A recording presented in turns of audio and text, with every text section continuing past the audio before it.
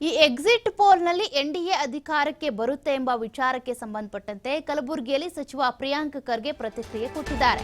ನಮಗೆ ಸಂಪೂರ್ಣವಾಗಿ ವಿಶ್ವಾಸವಿದೆ. ರಾಜ್ಯದಲ್ಲಿ 18 ಸ್ಥಾನಗಳನ್ನ ಗೆದ್ದೇ ಗೆಲ್ತೀವಿ.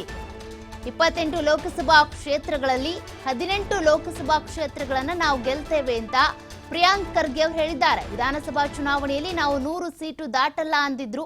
ಎಲ್ಲ ಎಕ್ಸಿಟ್ ಪೋಲ್ಗಳು ಸಮ್ಮಿಶ್ರ ಸರ್ಕಾರ ಆಗುತ್ತೆ, ಅಂದ್ರೆ ಅತಂತ್ರ ಆಗುತ್ತೆ ಚುನಾವಣಾ ಫಲಿತಾಂಶ ಅಂತ ಹೇಳಿದ್ರು. ಯಾರಿಗೂ ಬಹುಮತ ಬರಲ್ಲ ಅಂತ ಕೂಡ ಹೇಳಿದ್ರು. ಆದ್ರೆ ಬಿಜೆಪಿ ನಾಯಕರು ಕೂಡ ಸೂಟ್ ಕೂಡ ಹೊಲಿಸ್ಕೊಂಡಿಟ್ಕೊಂಡಿದ್ರು. ಆದ್ರೆ ಅದೆಲ್ಲ ಉಲ್ಟಾ ಆಯ್ತಲ್ವಾ.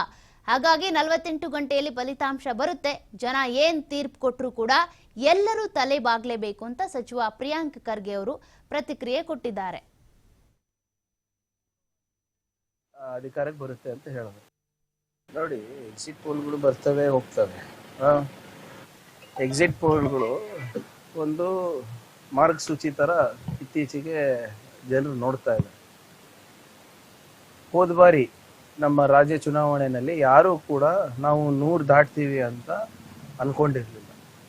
ಭಾಳಷ್ಟು ಜನ ಹಂಗ ಅಸೆಂಬ್ಲಿ ಅಂತಾನ ಹೇಳಿದ್ರು, ಅಥವಾ BJP ಅವರು JDS ಮೈತ್ರಿ ಸಂಪೂರ್ಣವಾಗಿ ಅಧಿಕಾರಕ್ಕೆ ಬರುತ್ತೆ ಅಂತ ಹೇಳಿದ್ರು.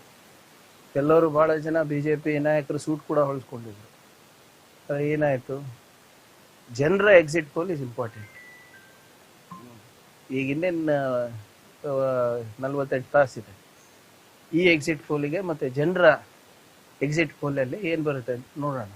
ನಮಗೆ ಸಂಪೂರ್ಣವಾದಂಥ ವಿಶ್ವಾಸ ಇದೆ, ನಾವು 18 ಸೀಟ್ ಗೆಲ್ತೀವಿ ಇಲ್ಲಿ ಅಂತ. ಮತ್ತು ನಮ್ಮ ಏನು ಇಂಡಿಯಾ ಮೈತ್ರಿಕೂಟ ಇದೆ 795 ದಾಟ್ತೀವಿ ಅಂತ ನಮಗೆ ಅನುಮಾನ ಇದೆ.